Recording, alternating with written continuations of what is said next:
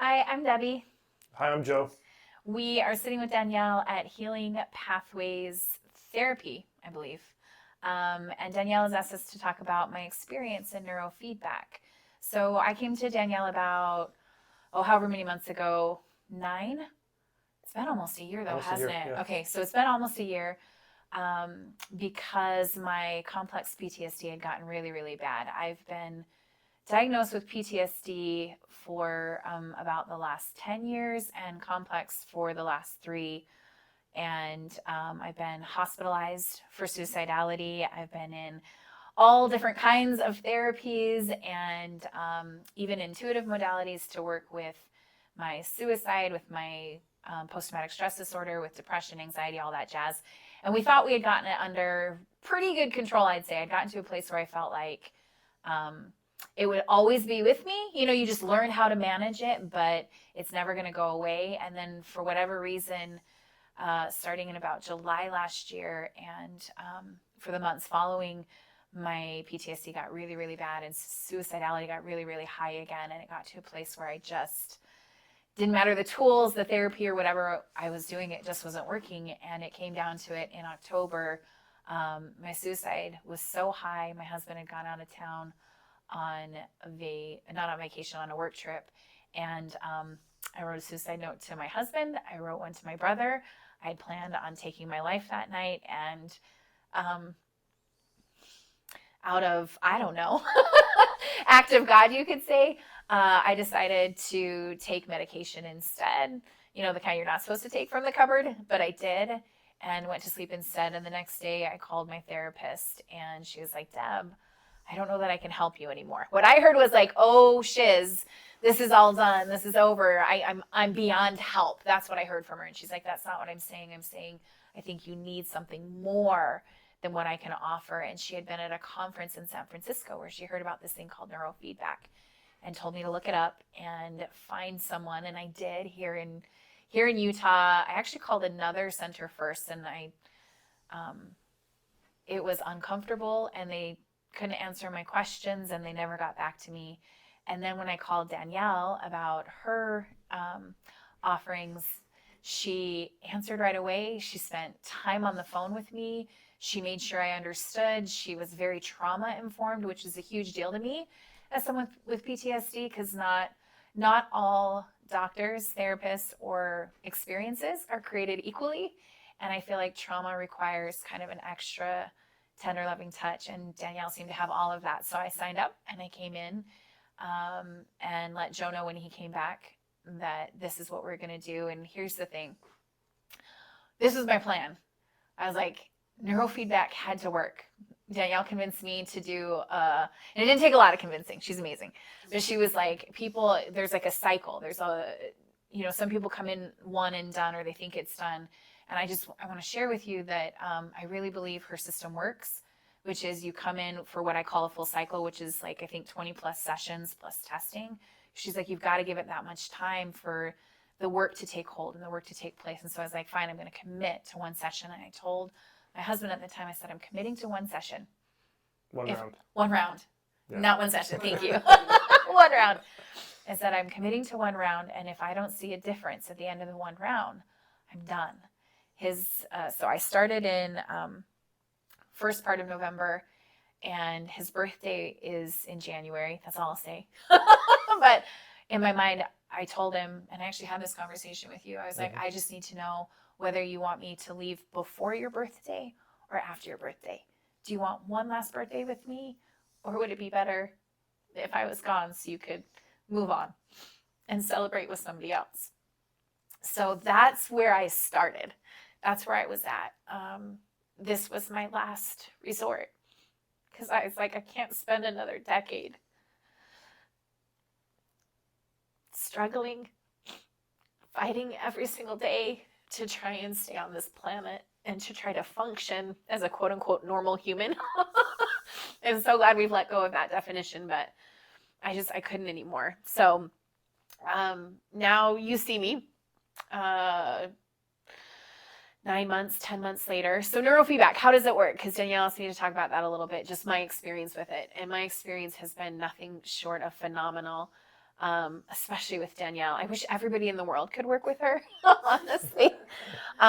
From beginning to end, she has your best interest in heart. She is such a good listener.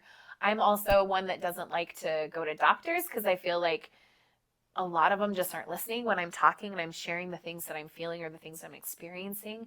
And Danielle is always listening and she's always receiving. And I felt so taken care of by her because in the beginning, she puts these electrodes on your head and you're like, is this going to hurt? It's not going to, it doesn't hurt. Dean, it doesn't hurt. But through the process, like there is some tweaking and some adjusting because you've got to find your personal frequency because all of us are different. And that's one thing that I liked about her approach as well, is that she wasn't trying to map me to somebody else's brain and somebody else's way of being. She went, okay, you're an individual human and you have your own brain and your own way of being. So we're trying to find your ideal kind of training program, not somebody else's. And that mattered to me a lot because I'm a creative. I don't know if you noticed, I don't want to say eccentric, but I'm a little pink-haired unicorn and I didn't want to lose any of that. I just wanted to gain more of my own. I just wanted to have stability again and love again and the ability to not want to kill myself. And so through the process, she was always listening. And so as we were making those tweaks in the beginning, I was really afraid of being like, ooh, I'm getting sick, or, oh, that's giving me head pressure, because I felt like I was being too sensitive. But she received it and she made the adjustments and we were able to find a training frequency. And instead of making me feel like I was broken because we had to do so many of those adjustments, instead she's like, no, we're just going to find it. We're going to dial it in. You just have a sensitive brain and we're going to work with that brain. And she did. And we found my frequency. And when it changed, we made the adjustments to meet it where it was at. And she took it at the speed that I needed and the way that I needed. And so after that very first round of 20 odd sessions, I was like, we had seen a difference in the first 20. It was night and day different. Because what did you notice about me? I mean, just looking from the first session, right, and doing all the tracking of the symptoms and all that, like from that first session through that first round, you were a different person. You really were. I could see it working, and there was more work to do, and we were committed to doing it. Yeah. I think, which is the other thing, like you have to be committed to the work. To know, like with anything with our bodies, it's not like one and done, but that if we're committed to that consistency, we'll get there. And that's what I saw after that first round. Right. And team, I was hella committed. I'm gonna say that because I was like, I can't wake up every day wanting to kill myself. And so in the beginning, we were coming 3 times a week, like a Monday, Wednesday, Thursday deal, and it was so exhausting that I would come in. And then afterwards I would go home and I would sleep for the rest of the day and sometimes into the next day, because that's how much it felt like. It felt like CrossFit plus like a marathon for my brain. So that's what happened in the beginning. But even after the first round, we saw such a difference in my capacity and my workload. I'm an entrepreneur, so I do a lot of work at home. My capacity to work with clients increased. My capacity to handle stress increased.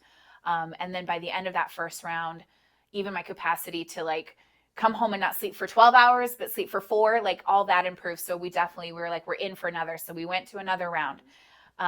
Same thing, dialed in the process, went through it. We actually ended up stacking appointments. So then I was going 4 times a week because I was like, I'm in, let's go. Let's make this happen. And the real testament to me of the power of this is when things went south this year, 2020 with the pandemic. And neurofeedback had to stop, as so many things did. And we all know intensity increased, stress increased. It felt like the world was falling apart around us, or people, some of them, chaos. I mean, we all know what 2020 has brought. And during those months, I stayed even. I handled the crisis. Like, to me, it was just like, oh, okay, that's happening. All right, let's make the adjustment. Boop, boop, boop. Which was phenomenal, with all that increased pressure, with all the increased like craziness in the world. Like, it didn't really change. I didn't change. Like, well, yeah, the world changed. Not, when I said it, I meant like your brain. Like, your brain stayed like the same. Yes. It's like you were able to just like go through it, and it's not like you reverted back either. Right. You actually continue to get better.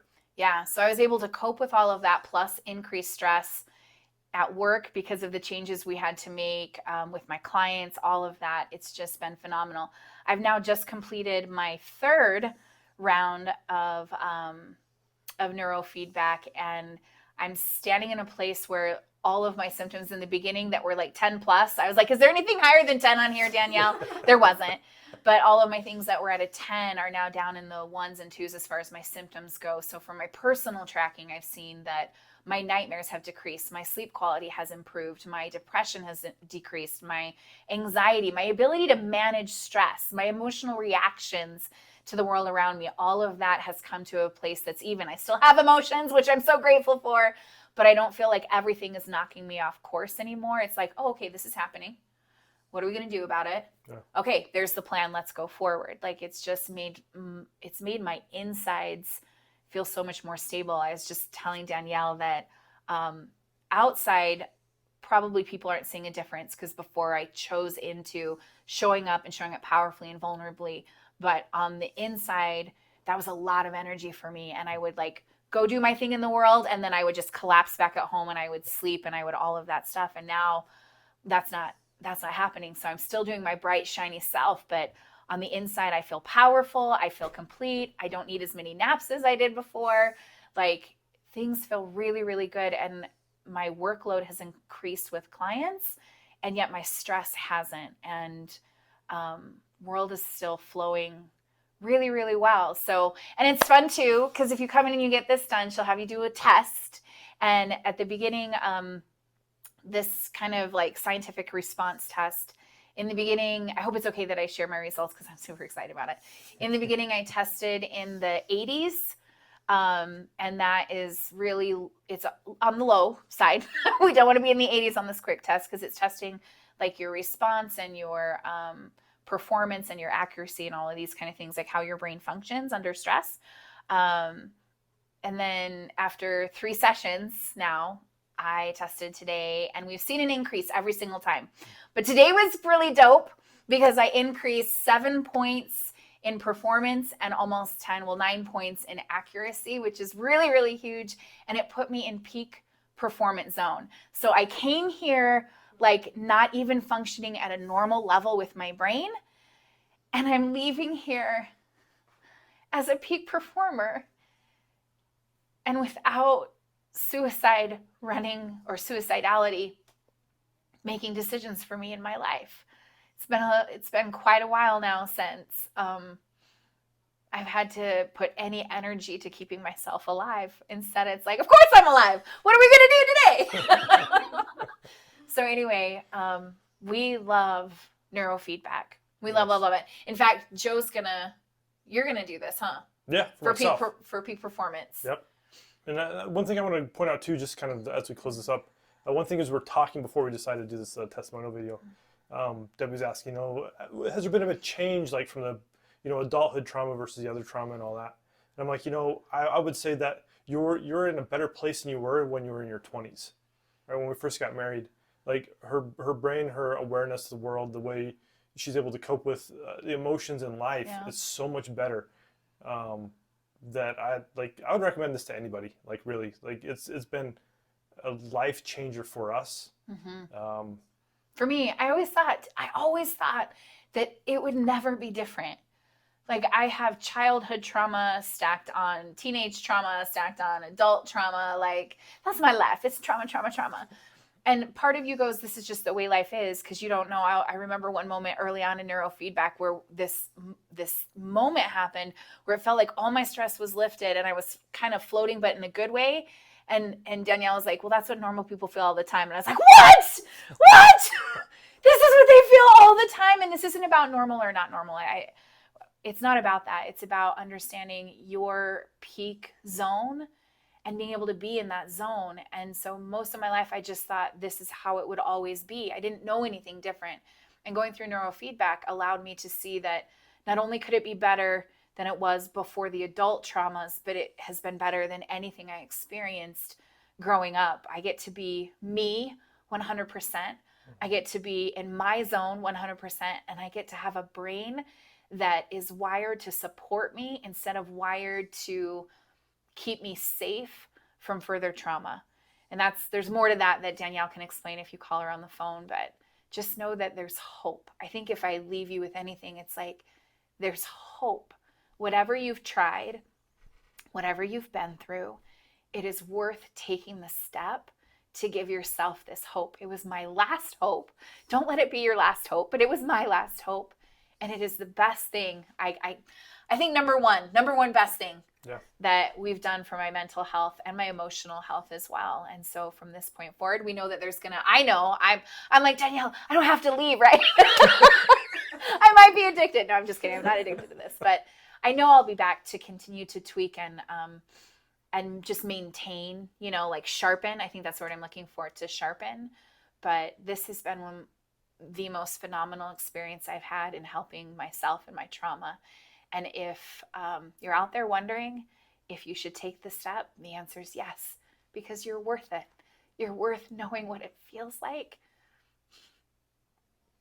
to feel empowered instead of struggling or afraid. So that's what I would have to say. Yeah. Yep. Okay. So can you talk a little bit about alpha theta and tell us what that's like? Yes, this is your thing. Oh, alpha theta is my favorite. Okay, so alpha theta to me, it's kind of like, to me it feels like that state in between dream and awake. It's just a process in here, but the thing that's really cool is that the music and the system is set up again to work with your brain. So there's a whole conversation between the electrodes and the software that is watching and paying attention to your brain so that it's maximizing your brain's capacity. But to me, what it does is that it's that state between dream and awake. And I'm normally a really lucid dreamer, but this is just awesome because I get to come in and then it drops me into kind of like a meditation state where, for me, over the last several months, it's been tapping me into what I feel is more connection with my higher power, my highest self, and processing and understanding more about my world. One of the things that Danielle said in the beginning is that it allows you to process trauma without necessarily having to bring up the trauma. And I have to agree with her, is that like I go into these states, whatever happens, happens. I'm a lucid dreamer. Not everybody is like me, but like I go on a whole epic journey in the 20 to 30 minutes as this is going. I get out and I tell them where I've been and they're like, what are you doing? But it's phenomenal. But the thing is like I come out and I feel better. Like last week I came in and she was like, what do you need today? And I'm like, I need to release some stuff. I think we all got some stuff we need to release, but I needed to release some stuff. And so we just put me under the alpha theta. You don't really go under. I mean, you just headphones, you listen. Okay. But I dropped into that meditative state. And on the other side, I was just like, yep, I got exactly what I needed. I feel better. So I love alpha theta. And then on the other side, because my brain is so sensitive, we found very quickly that alpha theta could knock it out of stability. And so I loved having neurofeedback on the other side of that, so I could get what I needed from alpha theta, which was the deep processing and deep understanding. Like seriously, every week I come out of alpha theta, I'm like writing things down in my journal, like here's this new insight, here's this aha, here's this wisdom for me that is making my life better.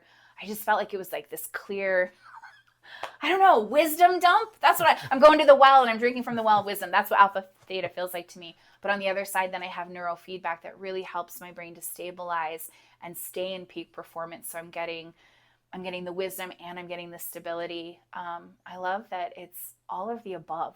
I don't have to choose. I get all of it. So is that what you were? Yeah. Okay, cool. Right. I love alpha theta. Like, man, so good. So Joe, coming from the perspective of a caretaker, we heard a little bit about Debbie's story, but I'd like to hear from your perspective what it was like to watch her go through the trauma, live every day with her. Just give us kind of a glimpse into what your life was like being the caretaker. It was difficult at some time. It's like some points was really difficult, right? I mean, way back in some of the adult trauma, I mean, I would go to work not knowing if she'd be alive when I got home. I mean, we were kind of at that point, right? There were days when her biggest accomplishment would be to get out of bed and sit on the couch with the dogs. And we'd celebrate that. We'd like, hey, this is a good day today, right? Mm-hmm. So we went from that state, and as time went on in therapy, like things got better. But to constantly live in this conversation of, like you're saying, her suicidality and like, do I know like I guess the worst thing for me was I didn't know what was going to ever trigger that to keep coming up.